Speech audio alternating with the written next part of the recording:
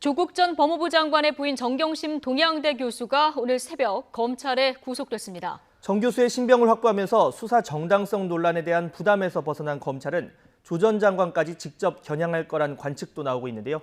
법조팀 취재기자 연결해서 정 교수 구속과 관련한 자세한 내용 알아보겠습니다. 이경국 기자. 네, 서울중앙지방법원입니다. 네, 오늘 자정을 좀 넘어서 새벽에 법원이 정경심 교수 구속영장을 발부했는데요. 자, 법원이 밝힌 구속 사유는 어떤 겁니까?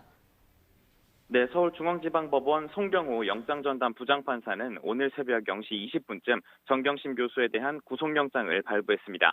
그러면서 정 교수는 지난 8월 27일 조국 전 장관 일가에 대한 검찰 수사가 본격적으로 시작된 지 58일 만에 구속돼 서울구치소에 수감이 됐습니다. 이 송 부장판사는 범죄 혐의 상당 부분이 소명이 되고 지금까지 수사 경과에 비춰 증거인멸 염려가 있다고 이유를 설명했습니다. 이와 함께 구속할 만한 상당성도 인정된다고 덧붙였습니다. 정 교수는 앞으로 최장 20일 동안 구치소와 검찰청으로 가며 조사받은 뒤 재판에 넘겨지게 됩니다.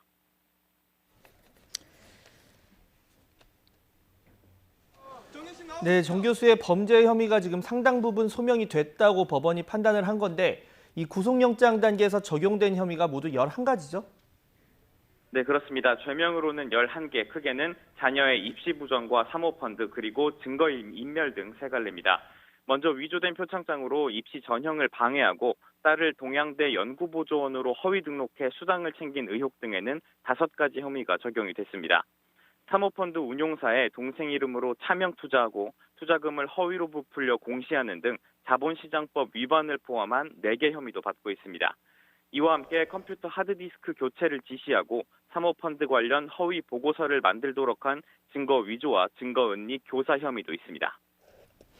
예, 어제 정 교수가 직접 구속영장 심사에 출석했는데 충분히 입장을 해명했을 텐데 법원에서 받아들여지지는 않은 거군요.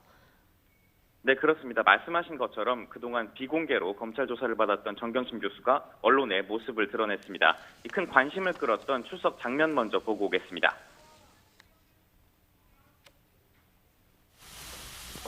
국민 앞에 서셨는데 심경 한 말씀 부탁드리겠습니다. 재판에 성실히 임하겠습니다. 표창장 위조한 혐의 인정하십니까? 네, 이후 7시간가량 영장 심사가 이어졌습니다. 정 교수 측은 검찰이 조국 전 장관의 오촌 조카의 잘못을 정 교수에게 뒤집어 씌우는 등 전반적으로 무리한 수사를 벌였다고 주장했습니다. 정 교수 변호인의 말도 함께 들어보겠습니다. 사모펀드 부분에 있어서는 사실관계 자체도 잘못됐지만 그 검사의 영장에 기재된 범죄 사실 자체가 법리적으로 죄가 되지 않는다라는 부분들에 대해서도 충분히 밝혔습니다. 네, 하지만 이런 주장은 결과적으로 받아들여지지 않았습니다. 정 교수 측은 최근 뇌종양과 뇌경색 진단을 받은 것으로 알려진 건강 문제도 호소한 것으로 알려졌는데요. 하지만 법원은 검찰과 변호인이 제시한 의료 기록 등을 검토해 정 교수가 구속 수사를 견딜 수 있는 정도의 건강 상태라고 판단한 것으로 보입니다. 다만 정 교수 측이 건강 악화 우려 등을 고려해달라며 법원에 구속 적부심을 청구할 가능성도 있습니다.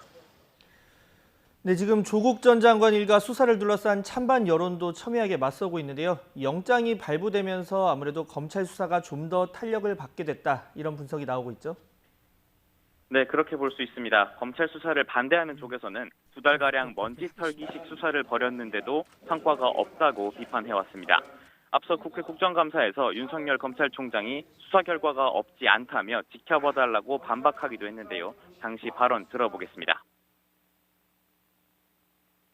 수사 결과가 없는 건 아니죠. 근데 그런 말씀을 하시는 것 자체가 저희가 이 수사 내용이 밖으로 나가는 거를 좀 많이 틀어막았고 때문에 정 교수의 혐의 가운데 상당 부분이 소명됐다는 법원의 판단이 주목할 만한 부분입니다. 검찰로서는 지금까지 수사가 정당했느냐는 논란을 다소 털어내고 남은 수사를 이어갈 명분을 얻게 됐습니다. 사모펀드나 웅동학원 의혹 등 정 교수가 얽힌 나머지 사건 수사에 주력할 것으로 예상됩니다. 네, 이제 남은 관심사는 검찰이 조국 전 장관을 직접 불러서 조사하느냐, 이 문제인데요. 지금 어떻게 전망됩니까? 네, 정 교수에게 적용된 혐의들 가운데 적어도 4개는 조 전 장관과 관련이 있다고 검찰은 의심하고 있습니다.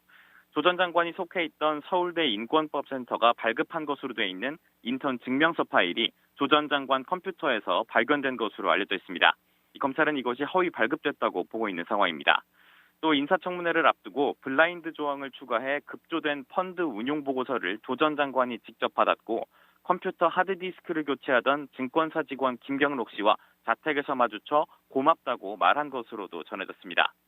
이 밖에 사모펀드 의혹과 관련해 시민단체로부터 뇌물과 공직자윤리법 위반 혐의로도 고발당한 상태입니다. 조 전 장관은 검찰 수사와 자신은 무관하다는 입장입니다. 자녀들이 서울대에서 인턴을 했고 김경록 씨에게는 의례적으로 인사했을 뿐이며 펀드 보고서 수정을 자신이 요구하지도 않았다고 해명했습니다. 하지만 부인인 정 교수가 구속이 되면서 조 전 장관 주장의 신빙성도 수사로 확인할 필요성이 커졌다는 관측입니다. 이르면 다음 주 초쯤에 조 전 장관이 첫 검찰 조사를 받을 가능성도 거론되고 있습니다. 지금까지 서울중앙지방법원에서 YTN 이경국입니다.